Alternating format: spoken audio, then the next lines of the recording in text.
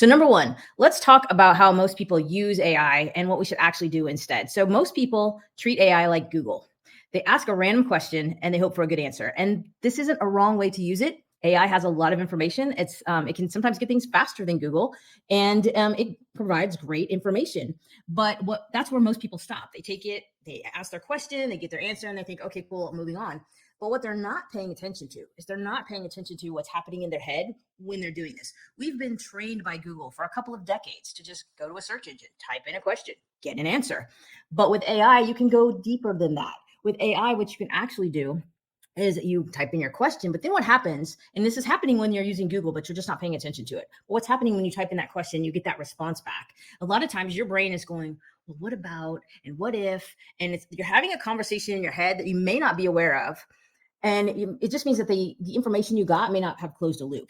And so what I want you to do is when you're using an AI, when you're going to ChatGPT or Claude or any of the AIs that are out there, and you're asking it that first question, I want you to pause when you get that question back and listen to what's happening inside your head. Pay attention to the what about conversation that's happening in your head, and then write that back to whatever AI tool you're using. So if you ask a question and then the immediate response is, well, what about, or what if I did this? Type that in.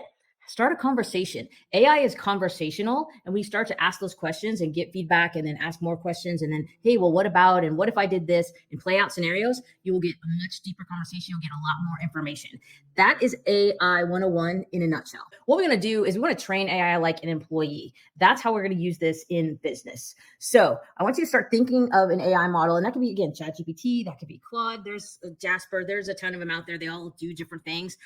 If you want to ask for my recommendation, I spend a lot of time with ChatGPT. That's probably my number one AI of choice, and that may just because that's where I started and I got the most value out of it, and it's probably the most well-trained of all the ones I use. So that would be my recommendation if you're just looking to get started. Get a free account and just start a conversation. But let's think about AI as an employee for the business. That employee is going to need to be onboarded. And what you're going to want to do when you onboard any kind of an AI, it needs to know as much information about you as possible. So you need to feed it things like your brand voice.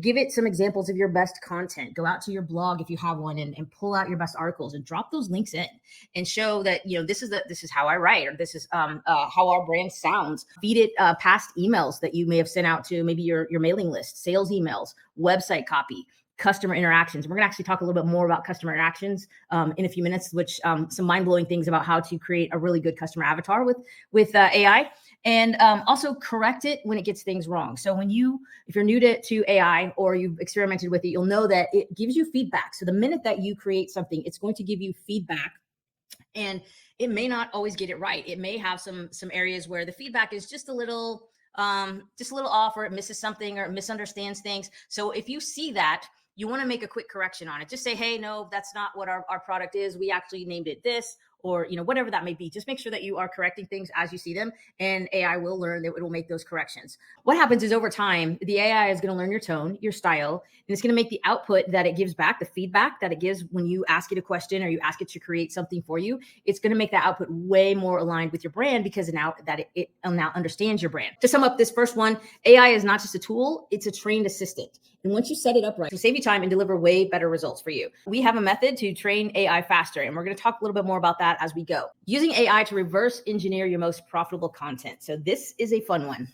And I have a really good example of how we use this. So instead of asking AI to create content from scratch, and that means like a lot of people will they'll go into a brand new AI and they'll be like, okay, make me a blog post about XYZ topic. And that's fine. You'll get content, and you'll get content that sounds good to the average reader, but it may not sound like anything to your customer, because your customer is used to your voice, especially if you haven't used AI at all. It's definitely used to your voice and how you say things.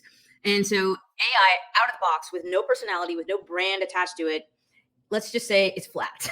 It's boring. It's very fluffy content. It's not detailed. It can't tell your brand story. It's not good. You don't want to use AI out of the box just like that. You want to train it a little bit. So I took all of our email campaign reports for the last year, and that included things like, it was a spreadsheet, and it had the headline, it had the open rate, the unsubscribe rate, click-through rate, which list we were sending it to. And I asked AI, analyze this. Literally just downloaded the spreadsheet, uploaded it, and I said, here, analyze this. Tell me everything that you can glean from this. My prompt was very generic. It was just like, Just give me some information.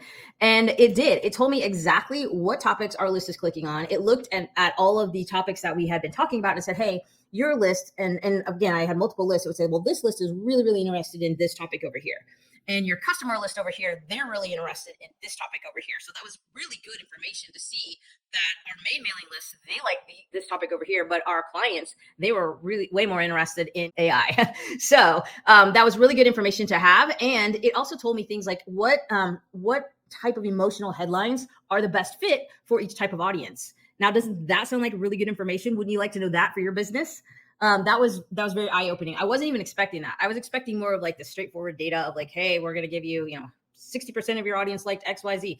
No, it came in and said, hey, these types of hooks and these types of emotional language and these words, and it actually pulled words out of my headlines and said, these words are things we see as, being the most engaging or bringing in the most engagement from your audience. So great stuff. And that's a great example of that. AI can show you why your best content works. And again, just feeding it data and just asking it to analyze it, you'll get amazing information on that.